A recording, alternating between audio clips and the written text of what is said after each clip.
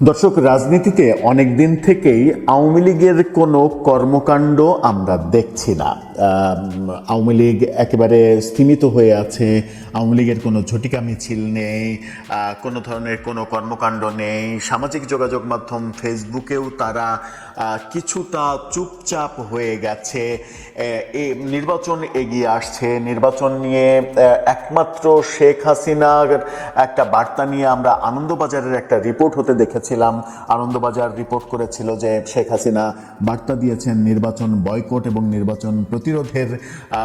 সেটা খুঁজতে গিয়ে আমরা আওয়ামী লীগের সামাজিক যোগাযোগ মাধ্যম ফেসবুক পেজে দুই পৃষ্ঠার সেরকম একটা বিবৃতি আমাদের চোখে পড়েছিল। এর বাইরে আওয়ামী লীগের তেমন কোনো রাজনৈতিক সিদ্ধান্ত আমরা দেখছি না। অর্থাৎ তারা একটু চুপ মেরে আছে, একটু ঘাপটি মেরে আছে। এই যে চুপ থাকা কিংবা ঘাপটি মেরে থাকা, এগুলো কিন্তু একটা ইঙ্গিত দেয় বড় কোনো কিছুর। তাহলে কি আওয়ামী লীগ বড় কোনো প্ল্যান করছে এবং সেই প্ল্যানটা বাংলাদেশের রাজনৈতিক অস্থিরতা বাড়িয়ে দিতে পারে? আওয়ামী লীগের বিভিন্ন সূত্রে আলোচনা হচ্ছে আওয়ামী লীগের শীর্ষ বহু নেতাকে এরই মাঝে মাইনাস করে ফেলা হয়েছে এবং আওয়ামী লীগের সভানেত্রী শেখ হাসিনা নাকি এই মাইনাসের প্রধান নেতৃত্ব দিচ্ছেন এবং এই যে শীর্ষ নেতাদের মাইনাস করা হয়েছে সেটা নাকি অচিরেই বিভিন্ন মাধ্যমে ছড়িয়ে দেয়া হতে পারে এবং এদেরকে বাদ দিয়ে আওয়ামী লীগ নতুন করে পুনর্গঠন প্রক্রিয়ায় যেতে পারে, যেখানে পেছন থেকে ভূমিকা রাখবেন শেখ হাসিনা, কিন্তু সামনে নেতৃত্ব দেবেন আর একজন। এরকম কথাবার্তা শোনা যাচ্ছে। আদতে কোনটা সত্য কোনটা মিথ্যা, আর আওয়ামী লীগের নেতাকর্মীরা একেবারে চুপচাপ আছে কেন, ব্যাপারগুলো রহস্যের জন্ম দিচ্ছে। চলুন এই ভিডিওতে সেই রহস্য ভেদ করার একটু চেষ্টা করে দেখি আমরা বুঝতে পারি কিনা তাদের এই চুপ থাকা এবং শীর্ষ বহু নেতাকে মাইনাস করার থিওরিটা কতটা সত্য কিংবা কতটা যুক্তিসঙ্গত। বলছিলাম আওয়ামী লীগের নেতাকর্মীরা চুপচাপ হয়ে আছে কেন? বিভিন্ন সূত্র বলছে আওয়ামী লীগের তৃণমূল একেবারে শীর্ষ নেতৃত্বকে জানিয়েছে যে মাঝপথের যে নেতৃত্ব, অর্থাৎ এমপি মন্ত্রী বড় বড় নেতা, সেই নেতৃত্বে আওয়ামী লীগ আসলে ধ্বংস হয়েছে। দল হিসেবে আওয়ামী লীগের অনেক বড় ক্ষতি হয়েছে।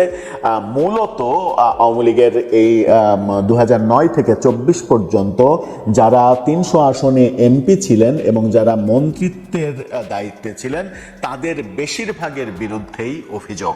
তাদের অন্তত 80% বিরুদ্ধে ব্যাপক অভিযোগ রয়েছে। আওয়ামী লীগের মানে এমনি অভিযোগ তো রয়েছে, দুর্নীতি, টাকা মারা, টাকা বিদেশে পাঠানো, বিভিন্ন মন্ত্রীর কর্মকাণ্ড তো আমরা দেখছি এবং অনেকে জেলেও আছেন, অনেকের অনেক খবর তো আমরা গণমাধ্যমে দেখছি, অনেক কিছু বেরিয়ে আসছে, কিন্তু সেগুলো না, সেগুলো তো রাষ্ট্রীয় এবং বিচার বিভাগীয় ব্যাপার, আইন শৃঙ্খলা বাহিনীর ব্যাপার, সেগুলো বের করে আনা। কিন্তু আওয়ামী লীগের ভেতরেই এক ধরনের আলোচনা রয়েছে যে বিগত 15.5 বছরে যারা এমপি হয়েছেন, যারা মন্ত্রী হয়েছেন, তাদের বেশিরভাগই দলটাকে ধ্বংস করেছেন, রাজনৈতিক দল হিসেবে ধ্বংস করেছেন এবং বিভিন্ন দল থেকে, অন্য দল থেকে প্রতিক্রিয়াশীলদের মধ্য থেকে লোকজনকে এনে নিজেদের ভাই লীগ বড় করেছেন এবং ভাই লীগের পরিধি বড় করে একটা বলয় তৈরি করেছেন, যে বলয় নিয়ে তারা রাজনীতি করেছেন, যেখানে কিনা আওয়ামী লীগের অরিজিনাল যারা তৃণমূলের যারা নেতাকর্মী, তারা নানাভাবে আওয়ামী লীগের এমপি মন্ত্রীদের দ্বারাই নিষ্পেষিত হয়েছেন, নিপীড়িত হয়েছেন, জেল জুলুমের শিকার হয়েছেন। তারা ক্ষমতায় থাকাকালীনই এক ধরনের বিরোধী দলের মতো তাদের অবস্থা হয়েছিল এবং এই অবস্থার কারণে দায়ী করা হয় আওয়ামী লীগের তৎকালীন এমপি মন্ত্রীদের এবং শীর্ষ নেতাদের। এই আলোচনার মাঝে মানে একটা যে আলোচনা দিয়ে শুরু করলাম যে আওয়ামী লীগের এই যে ঝটিকা মিছিল, হঠাৎ করে কিছুদিন আগে পর্যন্ত তারা এই যে ঝটিকা মিছিল করছিল, এটা করছিল, ওটা করছিল, এগুলো সম্পূর্ণ এখন দেখছি একেবারে চুপচাপ, তারা চুপ মেরে আছে। এটার কারণ কি? এটার কারণ কি এটা যে তারা চুপ মেরে আছে, এই চুপ থাকা কিংবা নীরবতা অনেক বড় একটা বিষয় বিস্ফোরণের ইঙ্গিত দেয়। ব্যাপারটা কি সেরকম যে তারা বড় কিছুর প্রস্তুতি নিচ্ছে, নাকি তৃণমূল আদতে ত্যক্ত বিরক্ত হয়ে গেছে ওই মাঝপথের নেতাদের বিভিন্ন ইনস্ট্রাকশনে এই ঝটিকা মিছিল, এটা করা ওটা করা, সেই করতে গিয়ে বারবার গ্রেপ্তার হয়েছেন, জেলে গিয়েছেন, জেল থেকে জামিন পাওয়ার জন্য তার পেছনে যে টাকাটা খরচ করা দরকার সেই টাকাটা খরচ করার কোনো লোক পাওয়া যায়নি। গরিব অর্থনীতি যাদের, তারা হিমশিম খেয়েছে এই ব্যাপারগুলো মোকাবেলা করতে। এরকম কারণে তৃণমূল আসলে এক ধরনের শীর্ষ কমান্ডকে জানিয়েই দিয়েছে যে আমরা এই ধরনের হটকারী ঝটিকা মিছিল, এই জাতীয় মানে কর্মকাণ্ডে যেতে চাই না যেখানে আমাদের প্রাণের শঙ্কা রয়েছে। এরকম কি হতে পারে, নাকি তারা সত্যিকার অর্থে বড় কোনো কিছুর প্রস্তুতি নিচ্ছে, যেটা নির্বাচন এগিয়ে আসছে, নির্বাচন প্রতিরোধের ঘোষণা যেটা শেখ হাসিনা দিয়েছেন বলে আনন্দবাজার নিশ্চিত করেছে। আমরাও তাদের সামাজিক যোগাযোগ মাধ্যমে তাদের বিবৃতি খুঁজে পেয়েছি, 2 পৃষ্ঠার বিবৃতি, যেখানে তারা নির্বাচন বর্জন এবং নির্বাচন প্রতিরোধের ডাক দিচ্ছে। সেটার কি তারা প্রস্তুতি নিচ্ছে?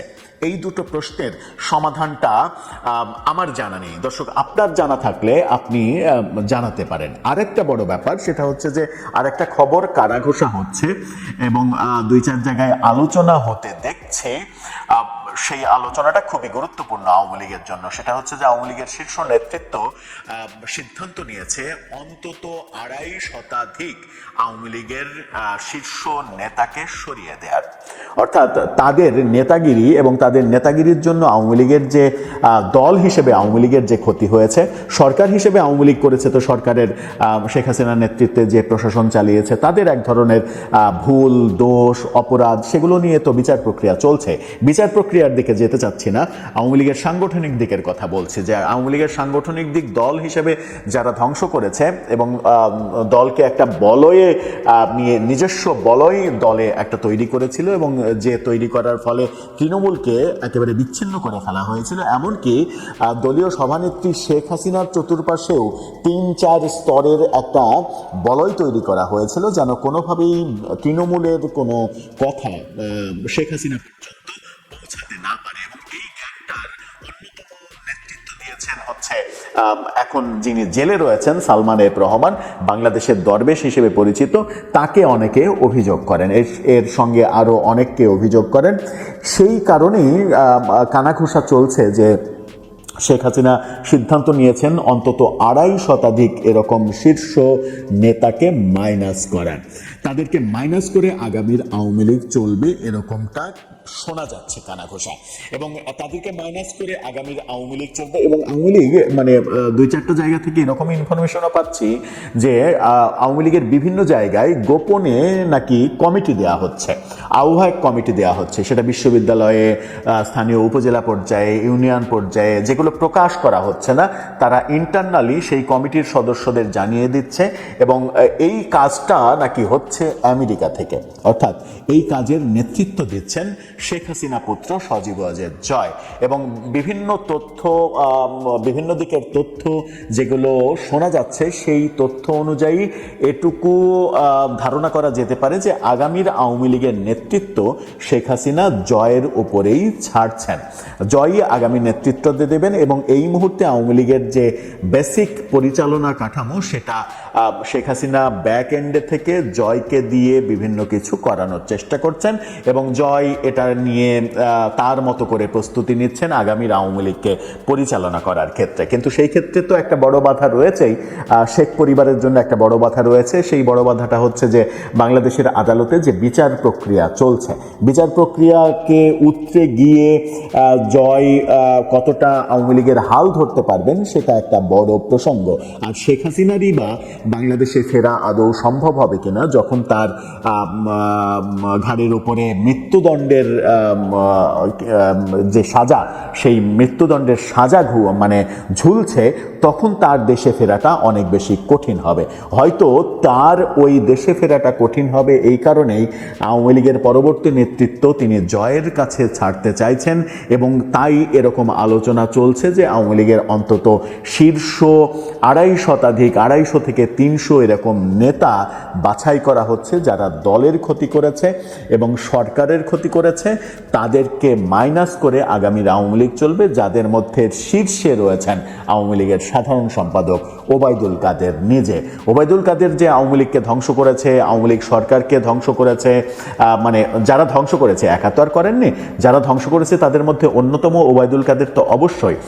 সৈয়দ আশরাফের মতো একজন সৎ মানুষকে আওয়ামী লীগ সরিয়ে দিয়ে যখন ওবায়দুল কাদেরের মতো মানুষকে আওয়ামী লীগ তাদের সাধারণ সম্পাদক নির্বাচিত করেছিল, তখনই একটা বার্তা কিন্তু মানে মানুষ পেয়ে গিয়েছিল যে আওয়ামী লীগ আদতে কাদের নিয়ে পথ চলতে চায়।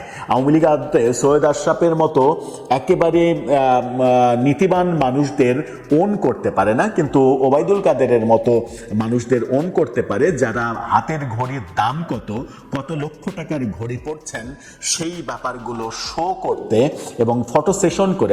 ওবায়দুল কাদের মজার ব্যাপার, যে কথাটা দিয়ে শেষ করে আপনি অবাক হবেন যে একজন রাজনৈতিক নেতা, একটা রাজনৈতিক দলের, ক্ষমতাসীন রাজনৈতিক দলের সেক্রেটারি, তার ফেসবুক পেজে আপনি ঘুরবেন, তার যে 15.5 বছরের শাসন আমল কিংবা সেক্রেটারি হওয়ার পরের থেকে যে সময়টা ধরে নিন যে দীর্ঘ 7-8 বছর কিংবা তারও বেশি, সেই সময়টা আপনি তার ফেসবুক প্রোফাইলে কিংবা পেজে একটু মারুন, মেরে আপনি দেখবেন যে সেখানে ওবায়দুল কাদেরের ফেসবুকে কোনো মানে দলীয় কর্মকাণ্ড নেই, কোনো সরকারের কোনো পজিটিভ কর্মকাণ্ড নেই, অর্থাৎ রাজনীতি এবং সরকারের কোনো কর্মকাণ্ড নেই। তিনি মানে নিজের ফটো সেশন করা ছবি আপলোড দেওয়ার কাজে নিজের ফেসবুকটাকে ব্যবহার করেছেন। তার মানে হচ্ছে যে কতটা মানে কতটা আত্মকেন্দ্রিক একটা মানুষকে আওয়ামী লীগ তার সাধারণ সম্পাদক বানিয়েছিল।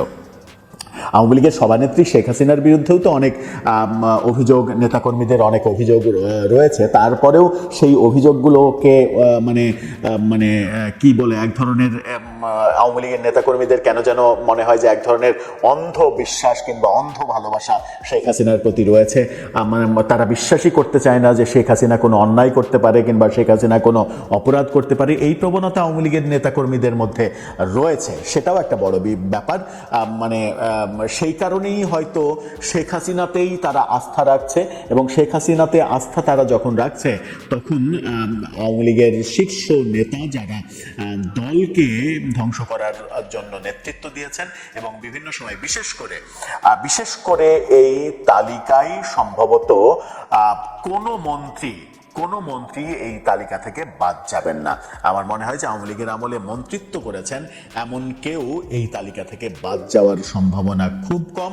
কারণ আওয়ামী লীগের একেবারে শ্রদ্ধাভাজন মন্ত্রীদের কথা যদি আপনি বলেন, একজনের কথা বলি, মুক্তিযুদ্ধ মন্ত্রী আকম মোজাম্মেল হক, তিনি বীর মুক্তিযোদ্ধা এবং রণাঙ্গনের যুদ্ধ শুরু হওয়ার আগেই গাজীপুরে তিনি কিন্তু মানে একেবারে সশস্ত্র সংগ্রাম করেছিলেন, প্রতিরোধ করেছিলেন, পাকিস্তানি বাহিনীকে প্রতিরোধ করেছিলেন। সেরকম একটা বীরত্ব গাথা যার ইতিহাসে রয়েছে।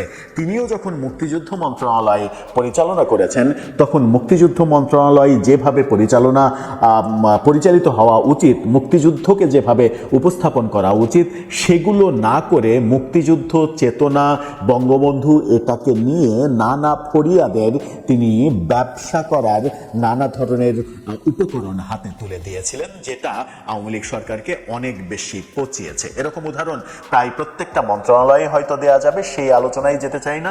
তবে আওয়ামী লীগের বর্তমান কর্মকাণ্ডে মনে হচ্ছে যে তারা 15.5 বছরের অনেক ভুল, হয়তো প্রকাশ্যে বলছে না, কিন্তু 15.5 বছরের অনেক ভুল তারা উপলব্ধি করতে পারছে, এবং উপলব্ধি করতে পেরে তারা হয়তো একটা পরিশুদ্ধ অবস্থান নিয়েই কামব্যাক করার পরিকল্পনা করছে। তারা যদি পরিশুদ্ধ অবস্থান নিয়ে কামব্যাক করার পরিকল্পনা করে, তাহলে হয়তো বাংলাদেশের বহু মানুষ তাদেরকে স্বাগত জানাতেও পারে।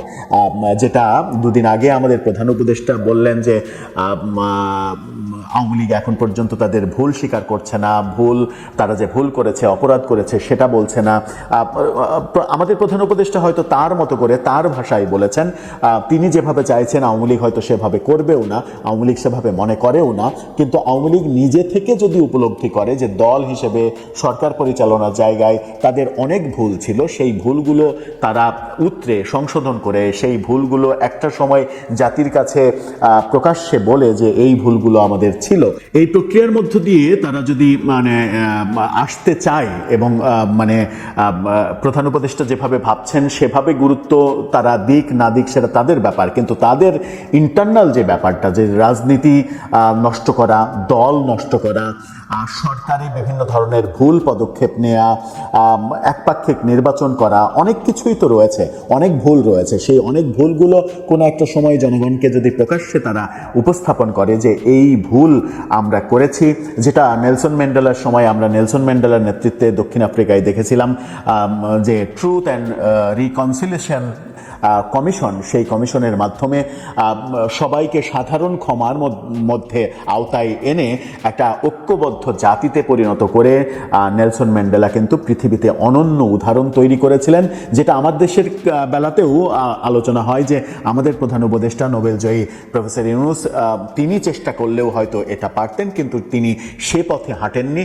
তিনি মানে প্রচলিত পথেই হেঁটেছেন এবং হিংসা, বিদ্বেষ, এ না ও, ওকে বাদ দিয়ে ও, এই যে আমাদের ট্র্যাডিশন, আমাদের সংস্কৃতি, বিশেষ করে রাজনৈতিক সংস্কৃতি, সেই রাজনৈতিক সংস্কৃতির বাইরে তিনি যেতে চাননি কিংবা যেতে পারেননি, সেটা তার ব্যাপার। দর্শক, সব মিলিয়ে আপনার কি মনে হয় এই যে আওয়ামী লীগের চুপ থাকা এবং বিভিন্ন দিকে যে শোরগোলের কথা বলছি, যে শীর্ষ বহু নেতাকে মাইনাস করার যে প্রক্রিয়া শোনা যাচ্ছে, গুঞ্জন শোনা যাচ্ছে, এগুলো নিয়ে আপনার ভাবনা কি, আপনার অবস্থান কি, জানিয়ে লিখতে পারেন আমাদের কমেন্ট বক্সে।